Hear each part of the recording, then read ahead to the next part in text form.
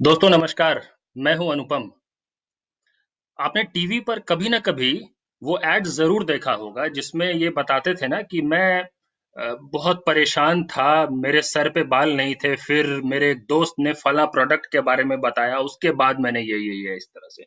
या फिर आपने वैसा एड देखा होगा कि मैं पहले बड़ा अनफिट रहता था, थोड़ा सा भी अगर वॉक कर लूं तो हांफने लग जाता था, फिर मेरे एक दोस्त ने मुझे इस प्रोडक्ट के बारे में बताया और अब मैं पहले से काफी ज्यादा।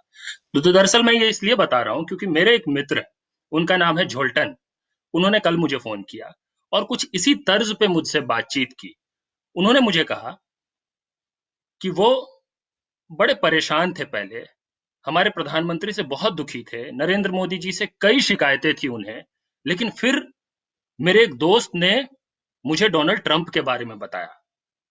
उसके बाद मैं रोजाना 10-15 मिनट ट्रंप से जुड़ी खबरें देखने और पढ़ने लगा। अब मैं पहले से काफी ज्यादा बेहतर महसूस करता हूँ।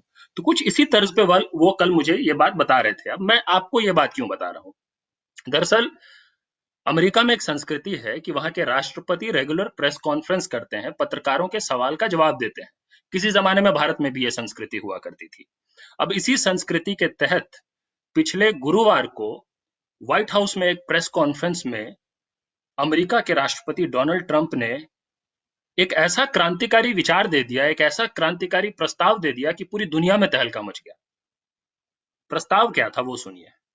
ये जो आपके घर में जो कीटनाशक या रोगाणुनाशक तरह तरह के जो डिसइंफेक्टेंट्स होते हैं ना, डेटॉल लाइजॉल टाइप की चीजें, तो डोनाल्ड ट्रंप का ये कहना था कि कोरोना से लड़ने के लिए क्यों ना ये जो डिसइंफेक्टेंट्स है उनको किसी तरीके से हम इंजेस्ट कर ले या इंजेक्ट कर लें अपने शरीर में, तो शायद कोरोना से बहुत तरीके से लड़ाई लड़ी जा सकती है।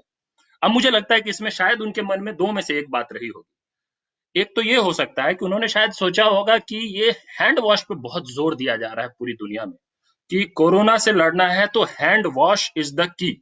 ये हम सब कह रहे हैं, सारे मेडिकल एडवाइजरी जो है ये बात बता रहे हैं।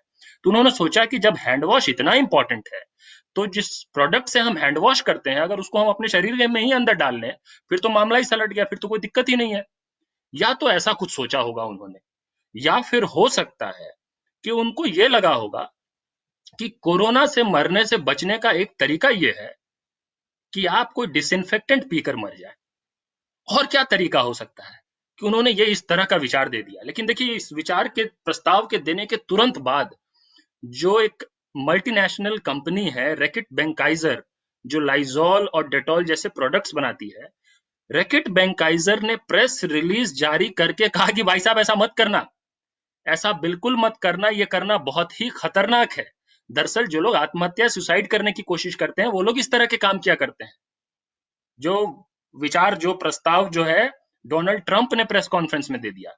लेकिन देखिए, दिक्कत समस्या ये है कि भक्तगण तो हर देश में पाए जाते हैं और ये राजनीति का भक्ति काल चल रहा है। यहाँ पे दुनिया भर में कई देशों में इस तरह के कई फैसलों पे भक्तगण उस पे एक्साइटेड होके एक्शन करने से पहले सोचते समझते सवाल करते ही नहीं है।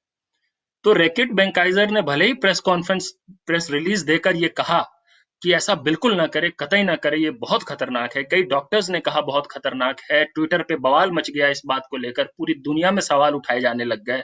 लेकिन अगले 18 घंटे में सिर्फ न्यूयॉर्क में, मैं बता रहा हूं आपको, सिर्फ न्यूयॉर्क में अगले 18 घंटे में जो न्यूयॉर्क का पॉइजन कंट्रोल सेंटर है, वहां पे 30 से ज्यादा कॉल्स आ गए इस तरह के, कि लोगों ने डिसइंफेक्टेंट इंजेक्ट करने की या पीने की कोशिश की।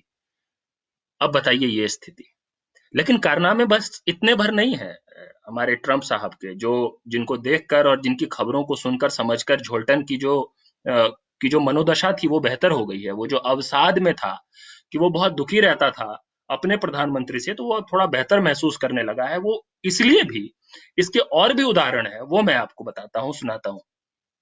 अभी हाल ही में इस कोरोना काल में ही डोनाल्ड ट्रंप ने एक और बात कही। उन्होंने कहा कि इस दौर में उनका जो निर्णय होगा वो फाइनल होगा। मतलब he has the final authority, he has total authority over decisions made in the United states of America. ये उनका कहना था। अब ये देखिए, ये या ना ही सही है, ना ही जायज है, और ना ही अमेरिका का संविधान ये अधिकार देता है उनको इस तरह की बातें करने का। अमेरिका एक फेडरल स्ट्रक्चर है जहां पे कई स्टेट्स हैं और कई स्टेट गवर्नमेंट्स जो है उनको अधिकार है।